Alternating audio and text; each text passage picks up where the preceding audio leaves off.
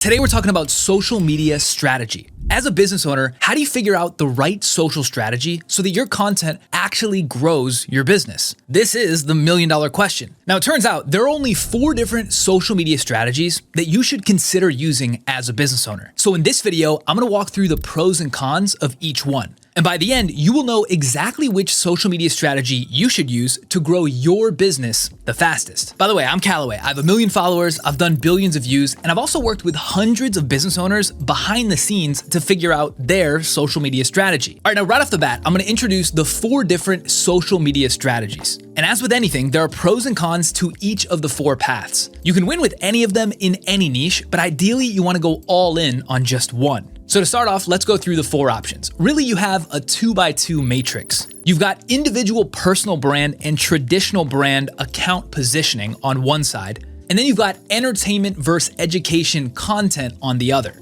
This gives you 4 total strategies. Strategy 1, you could build a personal brand account making entertainment content in your niche. Strategy 2, you could build a personal brand account making education content in your niche. Strategy 3, you could build a traditional brand account making entertainment content. And strategy 4, you could build a traditional brand account making education content. So those are the 4 options. Now, a few things to keep in mind. As I go through this, I'm approaching this exercise assuming your goal is to make money through content. Because my YouTube channel is specifically designed for business owners to use social media or YouTube to make a ton of money for their business. If you're an artist or you're not really looking to make money through content, this video is probably not for you. Okay, now let's break down those different factors to help you figure out which of the 4 boxes you should play in. When it comes to your account positioning, individual personal brand versus traditional brand, this is really about where you want the trust to accrue from viewers. You're either gonna position yourself as an individual personal brand with the trust accruing to you as the messenger, or you're gonna position yourself as a traditional brand with the trust accruing to the brand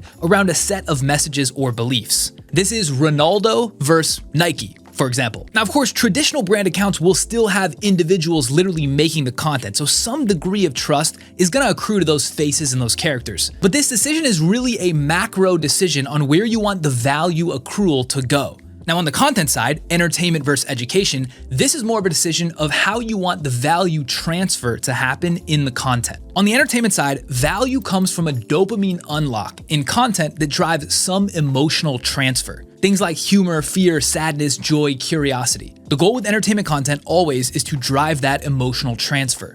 On the education side, the value comes from a utility unlock when you make content that drives a tactical value transfer, something the viewer can actually use to solve a pain point or problem. So that's entertainment versus education. Now, like I said initially, you can win with any of those 4 strategies in any category, but you really have to pick one of the boxes and go all in. And that's because the way you execute against each one varies significantly. If you're straddling or half in, half out, you're gonna lose. All right, now last thing to say before we get into the meat of how to pick, how to make the content and all of that. To pick the right strategy, you first need to identify what business game you really wanna play. Certain content strategies, certain boxes, don't work if you're playing certain business games. So here are the 2 different business games you can play. The first game is the advertising game, otherwise known as brand deals and CPMs. In this game, brands and the social platforms pay you to make content that you post on your channels. And really, this is just an advertising play. They pay you $1 to make your video because they think they can get $3 back when your viewers buy their products. Now, typically, the advertising game works only if you're positioned as an individual personal brand. Regardless of whether you make entertainment or education content, you have to be an individual personal brand.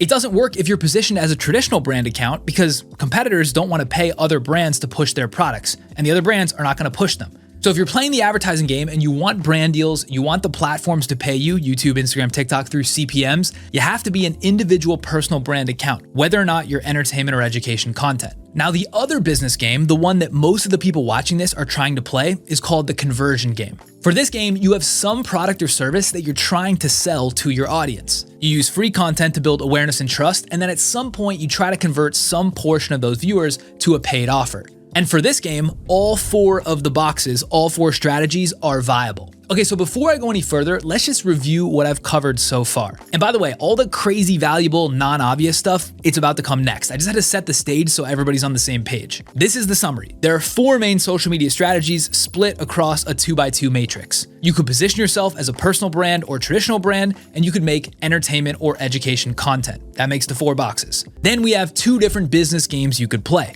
There's the advertising game, where you rent space on your content in exchange for dollars. And there's the conversion game, where you use free content to try to convert viewers to buy your products and services. If you're positioned as an individual personal brand, both business games are viable. You can play either. If you're positioned as a traditional brand, only the conversion game is going to be viable. The advertising game really isn't. And just to prove my point that you can win any game in any niche across any of the 4 boxes, let's take a simple example. Let's go with travel. So you've got the 4 options. For personal brand making education content, you've got someone like Kara and Nate.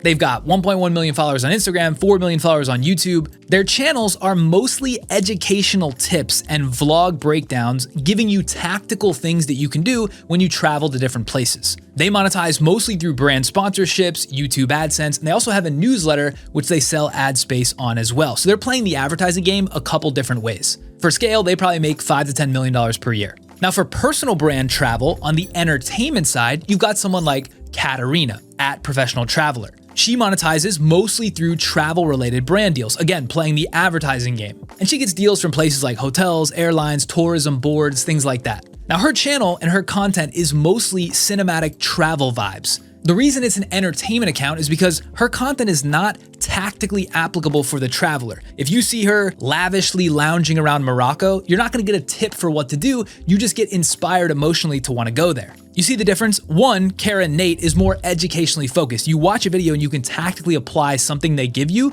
to go plan your own trip.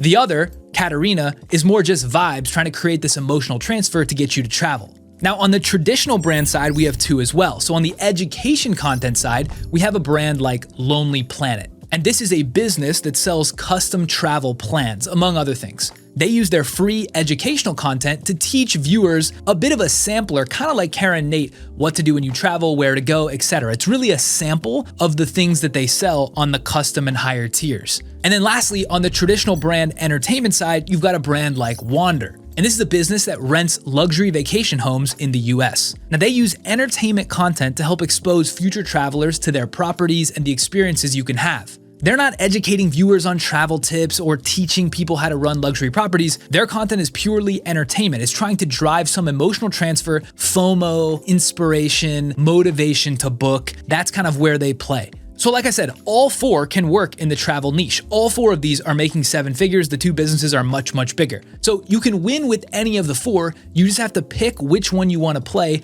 based on the business game and then go from there. Okay, so hopefully that example was helpful in seeing the 4 boxes can work for any niche. So where do we go from here? The $1 million question really is this: how do I pick which of those 4 boxes I should play in as a business owner with a specific business? How do I know which one's going to work for me? And then also, once I do pick one, what content do I actually make in my box so that it actually works to convert? And I'm gonna go through the answer to both of those questions right now. By the way, if you're watching this and you're a business owner, which I hope you are, and you like the way I break these things down, I just make it simple for you to understand. I built a free community with 32,000 other business owners and 65 other trainings just like this across all different types of stuff with content and YouTube for free. It's completely free. People are in there helping each other with content. It's honestly the best community and resource for business owners when it comes to content on the internet. So if you want to join, I got an invite link for you in the description. It's called Wavy World. Okay, so the big question on your mind right now, after watching everything I went through so far, is this: how do I figure out which of those 4 boxes I should play in for my business? And the way you decide that strategy is based on 2 very simple questions. It's honestly shockingly simple once you have the framework.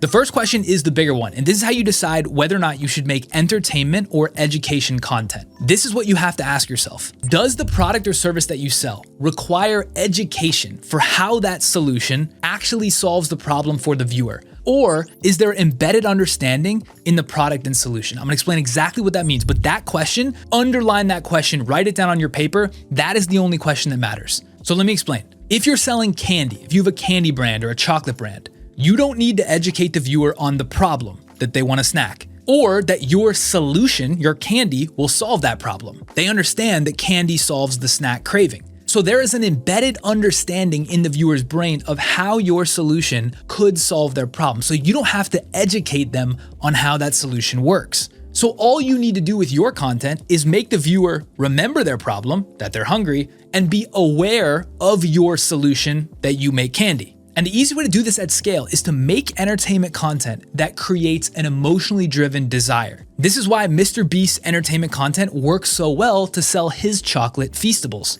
It's also why Midday Square's skit entertainment content works so well to build their brand and sell their chocolate. It's because there is already an embedded understanding that chocolate solves the snack craving. So you don't have to educate people on something that they already know. Of course, they need to learn about your product and brand, but they don't need to be educated on how your product or brand solves their problem. See the difference? Now let's take a completely different scenario. Let's say you're selling custom tax solutions for small businesses. A business owner may not need education on the problem, they know they're already paying too much in taxes, but they will definitely need education on how your custom tax solution better solves that problem than any alternative. So with your content, you're gonna need to make sure there's a clear path to that viewer and ultimate buyer learning or being educated on how your solutions work. If you just made entertainment content about taxes, like funny skits on business, that might get views because people are laughing, but it wouldn't actually move the needle towards conversion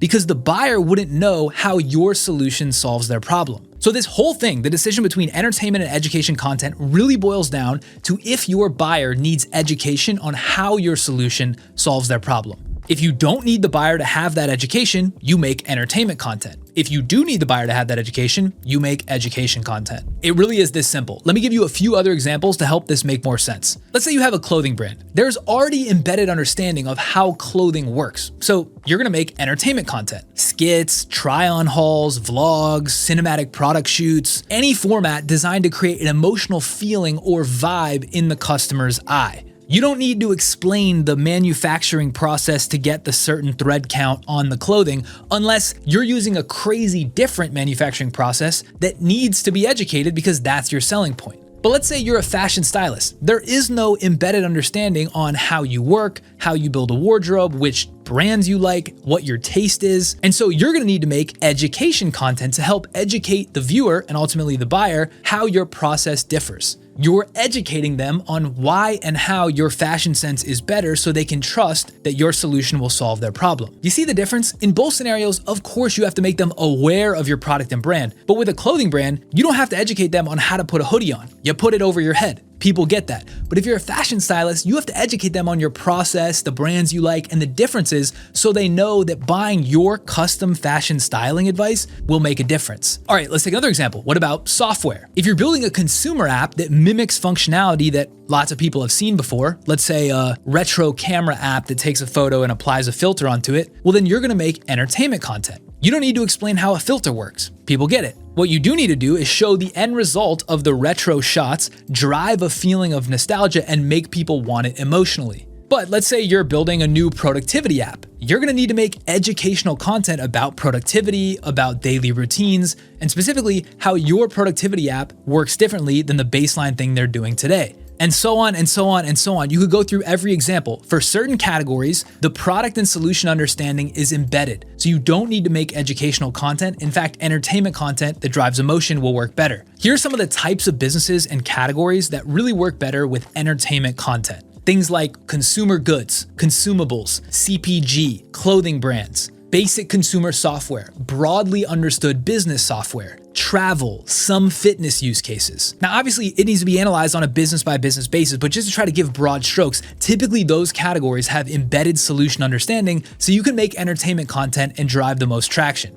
Now, on the other side, businesses that are better suited for educational content would be things like informational products, agencies, consulting, coaching, niche formulas or frameworks, new or innovative methods, advanced software that has lots of bells and whistles, and so on. By now you probably get it, but just in case you don't, you want to ask yourself this: does my buyer need to be educated on how my solution works to solve their problem? And again, I've said this 10 times, of course, in either scenario, they're gonna have to become aware of your brand and product, but do they need to be educated on how the solution works? If no, you make entertainment content. If yes, you make education content. Okay, so that is question one. Remember I said there's really only 2 questions you have to go through to pick which box? That's question 1. That's how you pick the entertainment or education side. Now, question 2 is the positioning question. And this is really how you decide, do I position myself as an individual personal brand or as a traditional brand account? And the question that leads to this decision is also very simple. What is the fastest path to getting the viewer to trust that your solution will solve their problem? Typically, trust accrues faster to the individual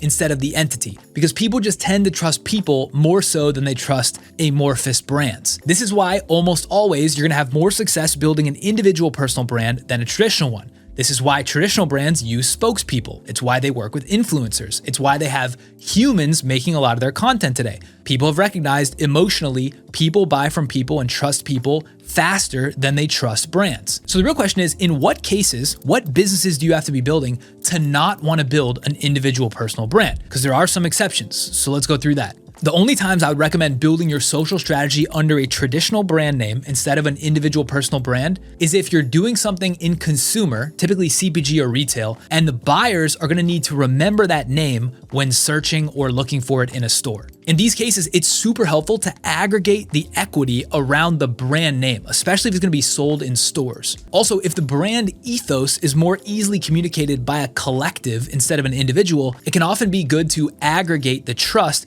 towards the brand, the set of messages and beliefs, instead of one single individual. Still, even in those situations where you're building a social strategy under a brand account name, you still wanna have one person or a small group of characters make the content so that you still get that pseudo trust person to person. For example, when you look at a brand like Midday Squares, you can see they built their social strategy under a traditional brand name. It's at Midday Squares, that's their handle. But if you look under the hood, all the content is mostly hosted by the three founders. So it's named individually, but it kind of acts like a pseudo personal brand. But the reason this traditional brand account positioning is very helpful is because it gives them a lot of negotiating leverage when they try to get their products placed in store. And it helps accrue brand trust. So if you see it in the store, you're gonna recognize the name Midday Squares. Are you gonna remember to buy chocolate from Leslie, the founder, or from Midday Squares? Maybe at the very beginning when it's friends and family, you're gonna remember Leslie, but very quickly when you're in the store, you want that brand recognition for people to buy. So I'd say this, in almost all scenarios, unless you're doing CPG, retail, or like traditional e-com, you're gonna wanna build an individual personal brand account.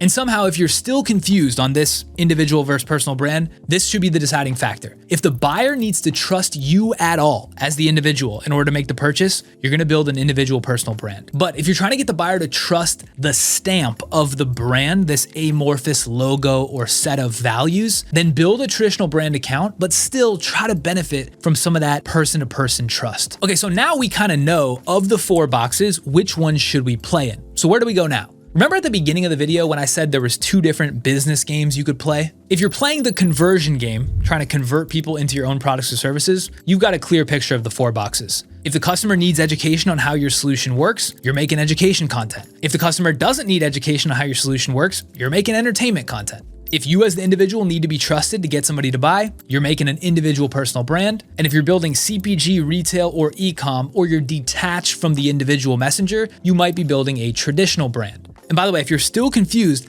leave a comment below describing your business and which of the 4 boxes you think you should be in based on what I went through, and then I'll jump in if you're confused and try to give you my guidance. So that's the conversion game. But what if you're playing the advertising game where you monetize from brand deals? We know if you want to play advertising, you got to be an individual personal brand, but should you make entertainment or education content? How do you decide? Here's how. Think about the brands that would pay you for the brand deals in your category and imagine what type of content they would make on their own channels based on the 2x2 strategy. Typically, brands are going to pay creators the most that'll drive the best conversion for their products. So if the brand is going to require education on how their solutions solve the problem, that means the brand would have to make educational content. And so if educational content will work best for them, then they're going to pay educational content creators to make content for them. See how those tie together? For example, if a beauty brand is crushing with educational makeup tutorials and they want to go pay creators to get more of that content, they're going to go to makeup creators that make educational content because that's proven to work if that's what's required to get their product explained. But if you're trying to get Delta Airlines as a partner, well, nobody needs to be educated on how a plane works. So they're probably going to make entertainment content and therefore they're going to pay entertainment creators in the travel space. The truth is, if you're an individual creator playing the advertising game, you can get paid in both scenarios, education and entertainment. But most brands are gonna pay more for large education creators because education is one step closer to purchase than awareness. And that brings up a really important concept that will tie this whole thing together. What you're looking at is the most important marketing graphic in the world, and it illustrates exactly what I just went through. It's called the marketing funnel. But this is the Kallaway marketing funnel. You're not gonna see this in a Harvard textbook. This is specifically how a viewer goes from content to purchase. This is the modern marketing funnel. You've got 7 steps. At the top, step 1 is awareness of the problem. Step 2 is awareness of the solution category. Step 3 is awareness of you as a brand or player in the category. Step 4 is awareness that you, as a brand or player, have a solution for this problem. Step 5 is education on the solution category for the problem. Step 6 is education on your specific solution for this problem. And step 7 is conversion on your specific solution for this problem. This is the general flow a buyer goes through at the very top, awareness, all the way down to buying your product. But the reason this is different than most traditional marketing funnels is because not every buyer requires every step in the funnel depending on which business you have. So let's take the chocolates example. I'm gonna explain this in detail because I think this funnel makes it really clear where your content needs to live. Typically, the average person is already aware of the problem. That's step 1. They're hungry, they have a craving, they want some sugar. They're also aware of the solution category. They know there's a bunch of foods out there that can curb their craving, chocolate being one of them. They're aware of the category. Now, they're probably not aware of you as a brand in the space or that you make a solution for this problem. You make a chocolate bar that they might want. Those are steps 3 and 4. So when it comes to being a chocolate brand, making entertainment content, your only goal is to get as many people to step 3 and 4, to be aware of your brand name and to be aware that you make a chocolate bar that could solve that problem. Now, like I said, you're making entertainment content because when it comes to chocolate, the viewer doesn't need to be educated on how chocolate will solve their hunger craving. That's already embedded in their mind. So the user skips step 5 and 6. When they're buying a CPG, retail, or any product that's embedded in their mind, they go from 1, 2, 3, 4 straight to 7. But this works completely differently when we think about the tax example. For the tax example, the viewer is again aware of the problem, that they pay way too much in taxes. And they might even be aware of some solutions on the market that they could use. So they're aware of the category of solutions. But they are not aware of you. They're not aware of your solution. They don't have any education on how the solutions could be different or how your solution works. So they have gaps in steps 3, 4, 5, and 6. They're stuck at step 2, and to get them to step 7, conversion, you gotta get them all the way through steps 3 to 6. Now, the best way to do this is to make a ton of educational content at step 5 and occasionally step 6. Step 5 is helping them understand how different solutions work across the space, not just yours, but educating them broadly, giving them the most possible value. And then every once in a while, you can infuse your own solution, which is step 6. By making content at steps 5 and 6, they become aware of you and your solution, steps 3 and 4. And that's how you ascend them 1, 2, 3, 4, 5, 6, all the way down to conversion, step 7. So this really is how you think about your social media strategy, regardless of the business that you have. And from here, you can confidently decide which box to play in. But of course, the real question after you pick the box is, how do you know which content to make in your box so that it actually works well? That really is the question at the bottom of the funnel, but most people don't even pick the right box. So we've got that covered. Now it's, how do I know what content to make in my box so that it works the best? And there are really 2 pieces here. The first one is studying what's already working in your box, in your niche. And this really is the cheat code of all cheat codes when it comes to content strategy. When you're trying to figure out what content to make, all you have to do is look at the other accounts in your niche using the same strategy and what's working for them. Now, before I talk through this strategy exercise, you probably would have looked at every type of account in your space, all 4 boxes. So if you had a fitness coaching program, before you watched this video, you were probably looking at all different types of people in the fitness ecosystem, individual athletes, other coaches, other fitness brands, gyms, the whole ecosystem. Don't do that. The best way to win is to specifically analyze the channels in your strategy that are working in your niche. So for example, if you run a social media agency and you've watched this video and you've thought, all right, I want to make content. You've decided the place you want to play, individual personal brand, education content. That's what you've chosen. All you have to do to figure out which videos to make is to study the winning accounts in the social media space that are individual personal brands that make education content. That's all you have to do. Don't look anywhere else but this. Blinders on. Find those people. Now, the easiest way to do this exercise is sandcastles.ai. You can find all the accounts, you can look at all their videos in one place, sort them by what's working best, and get to the answer so much faster than any other way. And if you don't know which accounts to add, you don't know who makes the best content in social media, education, personal brand, all you have to do is find one. Typically, if you want to make content in that space, you're probably scrolling and consuming that content. You've probably seen one person that makes good content in this space. You only need one. Take them, add them to Sandcastles, go to who they're following on Instagram or TikTok, scroll through that list, and then get to 10 to 20 accounts. The more accounts you can find, the better, I'm telling you. Now, in this example, when you're trying to find which accounts to track, you don't want brand accounts, and you don't want anyone, brand or personal brand, that makes entertainment content. That's what you're avoiding. Those are the other three boxes. So how do you know that? Well, personal brand versus brand is pretty easy. If the handle is a brand, it's a brand. If it's a personal brand, it's a personal brand. But the harder one is identifying, is somebody making entertainment or education content? How do you actually tell if you don't know what you're looking for? Here's how you tell. Click on the account, watch the last 10 videos, and ask yourself, in those videos, were they giving me tactically helpful advice that I could go apply on my own or not? If yes, if you could apply that knowledge, they're an education account. If no, anything else, they're entertainment disguised as education. So what you're gonna do is you're gonna go through that exercise, you're gonna find 10 to 20 accounts. Either you know 10 to 20, you find 10 to 20 on the feed, you pick one and look at who they're following. Whichever route, you're gonna get to 10 to 20 and you're gonna build them in a list in sandcastles.ai. Once you have that list, you're gonna go to the videos tab on Sandcastles. You're gonna filter by that list, and then you're gonna sort by most viewed or highest outlier videos. This will give you a grid of all the best performing videos across all the best accounts in your strategy, in your niche. The answer for what to do is literally right there on a silver platter. All you have to do is click into each video that you see and try to extract the topic, the key points, the hook, the format, anything that looks common across those that you see over and over.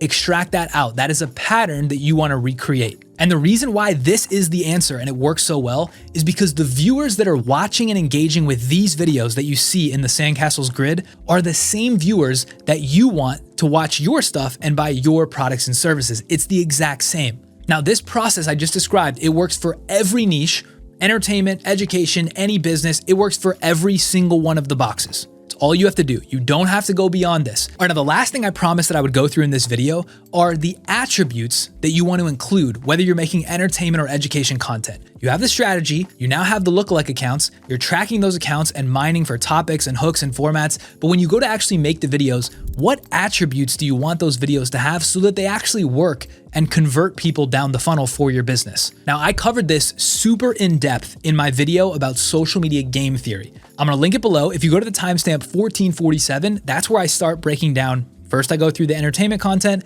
then I go through the education content and the 4 attributes for each one that you wanna optimize for. Just to give you a summary in this video, again, here it is. For entertainment content, all you're going for is an emotional transfer. You want your videos to be highly share-worthy, drive insatiable curiosity with a massive total addressable market that ultimately lead in an emotional payoff. And I explained exactly how to make content with those attributes in that other video. I'm not gonna rehash the whole thing here. Go watch that other video if you wanna see how. If you're making education content, all you're going for is a tactical value exchange. Give the viewer something they can actually use to solve a problem they have. And for this, you want your content to be on-target share-worthy, have a large on-target total addressable market, and have a clear executable problem solution framework. Again, if you don't know what that means or how to apply it, go watch the other video where I explain step-by-step exactly how to make content with those attributes. At this point, you should have everything you need to know exactly what social media strategy you should run. All right, guys, that is all I've got for this video.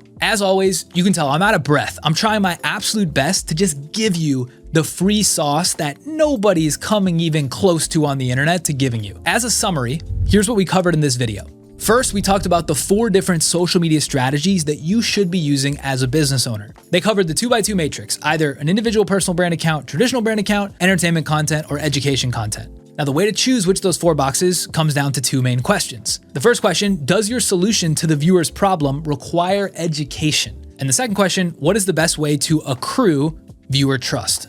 Based on those 2 questions, you can pick which of the 4 boxes to play in. We also covered the 2 different business games. You've got the advertising game or the awareness game and the conversion game. So now at this point, you should have a very clear sense for which social media strategy you should be running. To further illustrate this framework, we broke down Kallaway's modern marketing funnel. And this really is the psychology flow for how viewers turn into buyers. Now, lastly, I broke down the exact steps for how to figure out what content to make in each of the boxes so that your viewers turn into buyers for your brand. And guys, I cannot scream this any louder. I literally lost my voice. Just study what's already working in your box, in your niche. That is all you have to do. The answers are right there. The only way to do this efficiently is sandcastles.ai. That's why I built it. I worked with business owner after business owner struggling with their social media strategy, and all they had to do was aggregate the accounts that are working in their space, in their strategy, and look at the videos that were outperforming. Very hard to do this manually. Sandcastles makes it super easy. When you're in Sandcastles and you have the list built and you're looking at that grid of videos, click into each one and mine for these things: the topics, the key facts, the hooks, the visual formats, the key visuals. Try to find patterns that are working across those attributes. Now I'll have more videos in the future on YouTube about how to use Sandcastles to run this exact mining process. But for now, I've got a link below with 20 free demos and tutorials, 10 to 20 minutes long each, breaking down exactly how to do this. It's completely free. It's linked below. So if you want to learn how to run this strategy mining process in Sandcastles, everything I've described, I've got it teed up for you in the link below. And then lastly, one last thing. If you guys like this video, you're a business owner, you like me breaking down these concepts, make sure to join Wavy World. 32,000 business owners, 65 free trainings. Nobody is giving away the sauce like this. It's free. We got entrepreneurs in there helping each other grow, giving feedback. It's awesome. It's really a great community. So if you want to join that, I've got a free invite link below for you. All right, we'll see you guys on the next one. Peace.